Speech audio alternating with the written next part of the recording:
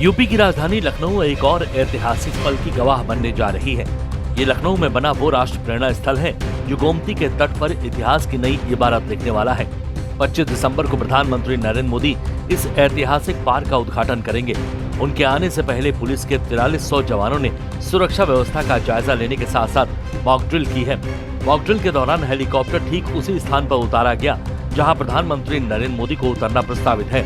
Team ने helipad की तकनीकी जांच के साथ साथ आसपास की सुरक्षा व्यवस्था का भी बारीकी से परीक्षण किया है। अब एक नजर राष्ट्र प्रेरणा स्थल पर भी डालते हैं और ये भी जानते हैं कि इसकी विशेषताएं और खासियत क्या है जो लखनऊ की शोभा में चार चांद लगाएंगी। लखनऊ की बसंत कुंज योजना में 65 एकड़ में फैले राष्ट्र प्रेरणा स्थल का हर काम पूरा हो चुका है। राष्ट्र प्रेरणा स्थल पर कांस्य की 65 फीट ऊंची 3 प्रतिमाओं का निर्माण हुआ है, जिसमें पूर्व प्रधानमंत्री अटल बिहारी वाजपेयी, पंडित दीनदयाल उपाध्याय और श्यामा प्रसाद मुखर्जी की प्रतिमाएं हैं। ये प्रतिमाएं स्टैचू ऑफ यूनिटी बनाने वाले प्रमुख मूर्तिकार राम सुतार और माटू राम ने बनाई है, जिनके निर्माण में 21 करोड़ रुपए खर्च किए गए हैं। पूरा राष्ट्र प्रेरणा स्थल कमल के आकार पर आधारित डिजाइन में तैयार किया गया है। राष्ट्रीय प्रेरणा स्थल के लोकार्पण और परम पूज्य अटल बिहारी वाजपेयी जी को श्रद्धांजलि देने के लिए आना ये गर्व की बात है। माननीय प्रधानमंत्री जी का स्वागत है और परम पूज्य अटल जी को विनम्र श्रद्धांजलि भी है। आज भी काव्य संध्या का भी आयोजन है और कल राष्ट्रीय प्रेरणा स्थल का लोकार्पण भी है और बहुत विशाल जनसभा है। स्वागत करता हूं। कल आदरणीय प्रधानमंत्री नरेंद्र मोदी जी राष्ट्र प्रेरणा स्थल का लोकार्पण करेंगे। हम सबको पूज्य अटल बिहारी वाजपेयी जी की जो जन्म शताब्दी है, ऐसे अवसर पर पंडित दीनदयाल उपाध्याय जी, पूज्य श्यामा प्रसाद मुखर्जी जी, श्रद्धेय अटल बिहारी वाजपेयी जी की मैं कह सकता हूं कि बड़ी बड़ी प्रतिमाओं का आपको समवेत दर्शन प्राप्त होंगे। एक बड़ा पार्क बनाया गया है और वहां पर वास्तव में आप देख पाएंगे भारत माता के जो सच्चे पुजारी थे उनकी स्मृतियों को नमन करने के लिए एक बड़ा वहां पर कार्यक्रम का भी आयोजन होगा। कार्यक्रम में लगभग 1.5 लाख लोगों के शामिल होने का अनुमान है। इतनी बड़ी भीड़ और कार्यक्रम की सुरक्षा को देखते हुए पुलिस और प्रशासन ने कड़े इंतजाम किए हैं। पूरे इलाके में पैनी नजर रखी जा रही है। बाराबंकी जिले के एक छोटे से गांव से निकलकर अंतर्राष्ट्रीय मंच पर अपनी प्रतिभा का लोहा मनवाने वाली बाल वैज्ञानिक पूजा पाल को 26 दिसंबर को प्रधानमंत्री बाल पुरस्कार से सम्मानित किया जाएगा। किसानों के लिए धूल रहित थ्रेसर का अभिनव मॉडल विकसित करने वाली पूजा को विज्ञान, प्रौद्योगिकी और इनोवेशन के क्षेत्र में ये प्रतिष्ठित सम्मान प्रदान किया जाएगा।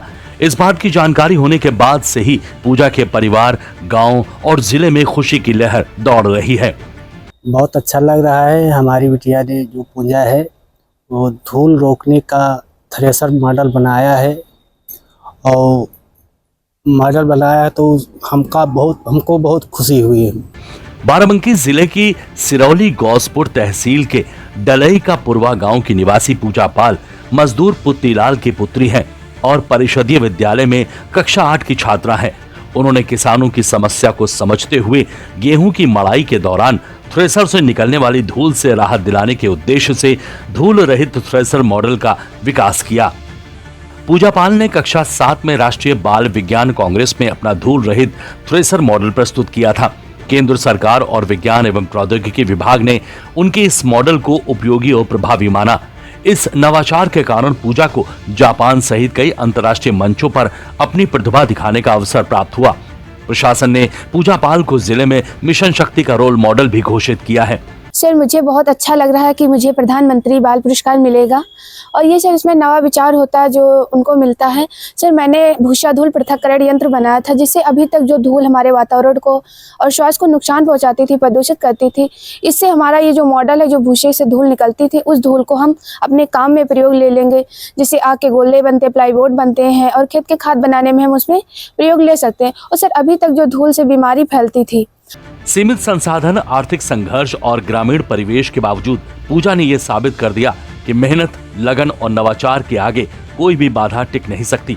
पूजा को यह प्रतिष्ठित पुरस्कार राष्ट्रपति द्रौपदी मुर्मू द्वारा राष्ट्रपति भवन सांस्कृतिक केंद्र में आयोजित समारोह में प्रदान किया जाएगा। 26 सितंबर को हुए बवाल के आरोपियों और मौलाना तौकीर के करीबियों की अवैध संपत्तियों पर प्रशासन की कार्रवाई लगातार जारी है। तस्वीरें इज्जत नगर के फरीदपुर चौधरी इलाके की हैं, जहां बुधवार को दूसरे दिन एक बार फिर मौलाना तौकीर रजा के करीबी पर बरेली विकास प्राधिकरण ने बुलडोजर की कार्रवाई की। बीडीए की टीम ने वाजिद बेग के बने बारात घर पर बुलडोजर चलाकर उसका ध्वस्तीकरण की कार्रवाई की। इस दौरान बीडीए की टीम भारी पुलिस बल के साथ मौके पर मौजूद रही और सुरक्षा के कड़े इंतजाम किए गए थे। अब पूरा मामला आइए समझ लेते हैं। 1200 वर्ग मीटर में फैला बारात घर बिना नक्शा पास कराए बनाया गया था। पहले नोटिस दिया गया, लेकिन अवैध निर्माण जस का तस खड़ा रहा। फिर 6 अक्टूबर 2025 को इस बारात घर को सील किया गया था। आखिरकार प्रशासन ने 2 दिन की बुलडोजर कार्रवाई पर बारात घर को ढहाया।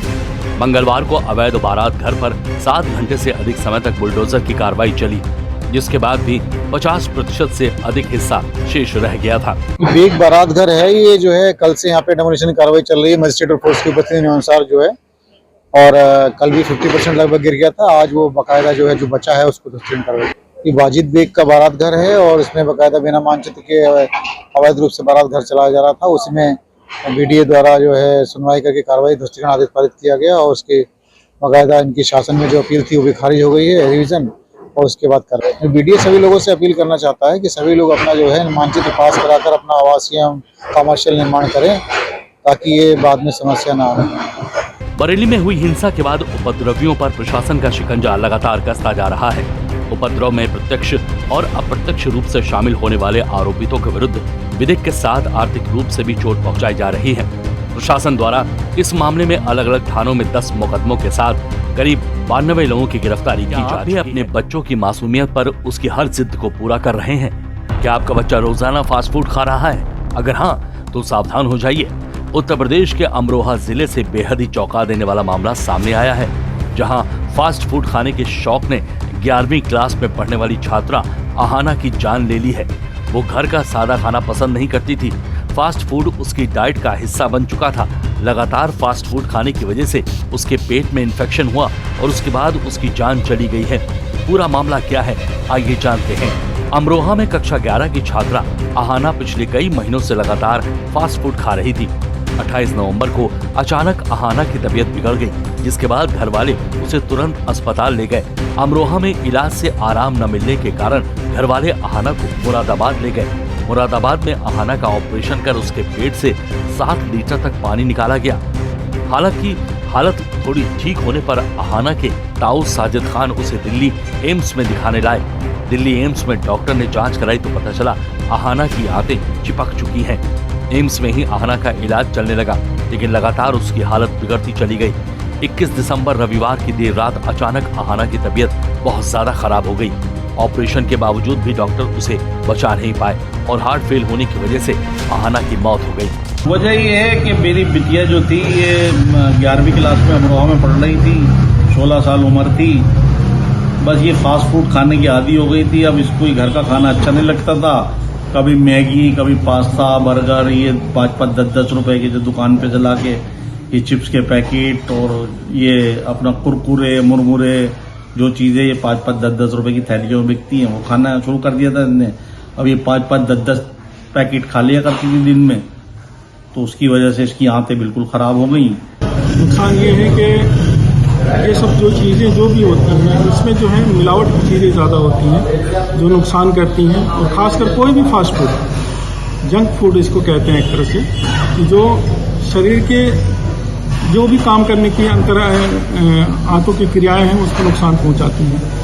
उससे एसिडिटी बनती है। एसिडिटी बनेगी तो फिर वो तेजाबियत ज़्यादा होगी तो आंतों को नुकसान करेगी, पेट को नुकसान करेगा। Global burden of disease report के मुताबिक फास्ट फूड खाने से हर साल 1.1 करोड़ मौतें होती हैं। बच्चों और युवाओं में फास्ट फूड खाने की आदत आगे चलकर गंभीर स्वास्थ्य समस्याओं का कारण बन सकती है।